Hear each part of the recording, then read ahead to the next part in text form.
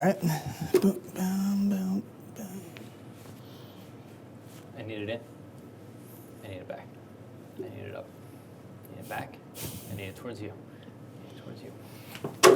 Football is back!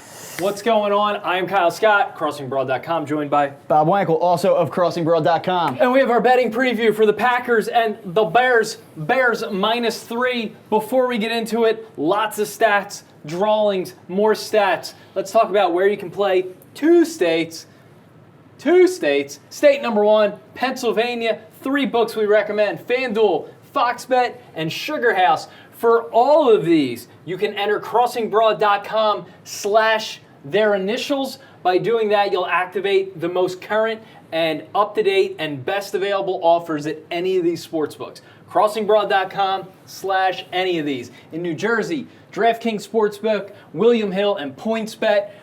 FanDuel's our favorite for PA right now. PointsBet, we're going to recommend that in New Jersey. Super customer friendly, good sign-up bonus, tons of action, and over-under points betting, which we like, which we'll talk about in a minute. Bob!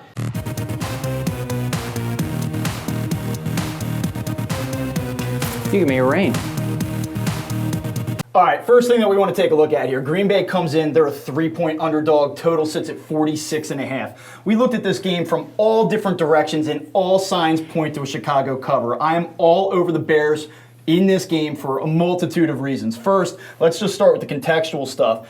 We have a revenge spot here. Last year, these two teams opened up against one another, and the Chicago Bears blew a 20-0 lead late in the third quarter, went on to lose that game 24-23 in head coach Matt Nagy's debut. Now, it's the Green Bay coach that gets to make his debut in Matt LaFleur. There is nothing more that Nagy and the Bears would like to do than pay back Green Bay and hand that coach a loss in this opener. So I like the Bears just from a contextual standpoint, but there's a lot more than that. First of all, let's look at this. Green Bay has been terrible away from home. When they get away from Lambeau Field, they have been dreadful lately, losing 9 of their last 10 games on the road. They have won 8 of their last 9 games in this particular matchup, but I'm not that concerned about it for a few different reasons. So let's look here. Green Bay, all right, they were 2-5-1 against the spread on the road last season. Not a very good cover team a year ago. Obviously, we have a new coach in there, but there's a lot more than that. Green Bay was also 6-3-1 against the spread as an underdog, between 3 and 4 points. Again, this is sitting directly at 3 because they were 3-1 against the spread when they were exactly a 4-point underdog.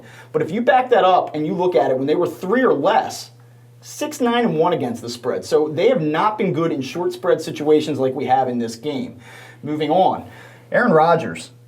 Everyone wants to bet on Aaron Rodgers. When you look at this game, you want to feel comfortable and you want to back the better quarterback. And yeah, I mean, I'm not going to lie to you. Aaron Rodgers is ahead of Mitch Trubisky right now. But when you look at some of this trend data, it suggests otherwise, actually. Rodgers is 11-16-1 against the spread as a road dog overall. 3-9-1 ATS as a primetime dog, meaning he does not win in these night games. And he's 7-13-1 against the spread in primetime on the road. It has been a bad bet to back Aaron Rodgers in this situation. And oh, by the way, we're early season right now. Aaron Rodgers teams 0-5 in September as a road dog. Let's kick it over to Kyle, who has a goddamn bear on the wall, so you know he means business. We're going to talk a little bit here about implied probability versus actual probability. We like to use Nate Silver's 538. Yeah, I know a lot of you election haters don't love it because they had Hillary like an 80% chance to win. Guess what? They actually had the best chance for Trump and he wound up winning. Don't give them shit. 20% is a real chance. Anyway, 538, we like their model. They give the Bears a 64% chance to win and feel the line should be -4. As we discussed before, it is what, Bob? What is the line? 3. It is -3, which means you probably have some value on the Bears. You're goddamn right you do. Check this out. Fox Bet, implied win probability for the Bears based on the odds, 60%. FanDuel, 62%. That means you're getting a little bit of a delta. That means betting on the Bears, you will get a little bit of value at Fox Bet, a little bit less at FanDuel. Guess who's juiced up? Aaron Rodgers in prime time. Who knew? They're getting about 64% of the bets on the money, depending on where you look. Check this out. 36% chance to win the game according to 36% chance on the spread, according to 538. So what does that equate to? Well, guess what? FanDuel has them at a 42.6% win probability. Fox Bet, FanDuel has them at 41%. So they are being juiced up at the sports books because it's Aaron Rodgers in prime time. That's cheese. That's for the Packers. So where's the value betting? It's on the Bears, as we talked about. Literally, that's where the money is. That's where there's value. I got one here on the over-under.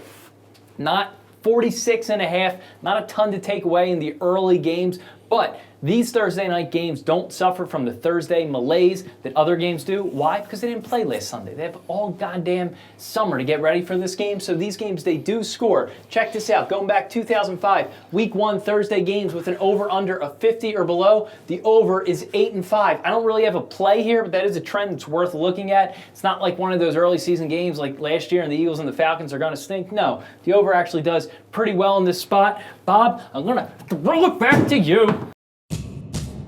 Yeah, so getting back to this, I mean, there's a ton of trends, again, favoring Chicago.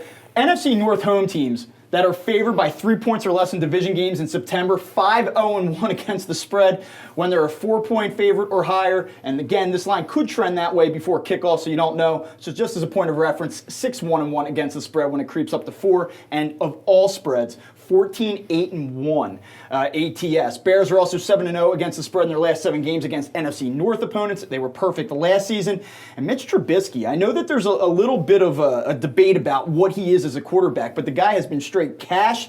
17-8-1 against the spread. He has been the most profitable cover quarterback over the last 2 seasons. He's also 5-0 against the spread in primetime games. That is perfect.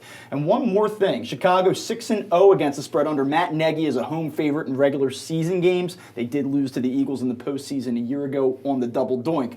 So you throw all of these stats together, all of these trends together, and it just overwhelmingly comes back to the Chicago Bears. I'm all over them. You like the Bears +3. I'm going to take them on the money line, -166, because as we discussed over there, there is actually value. You got anything else?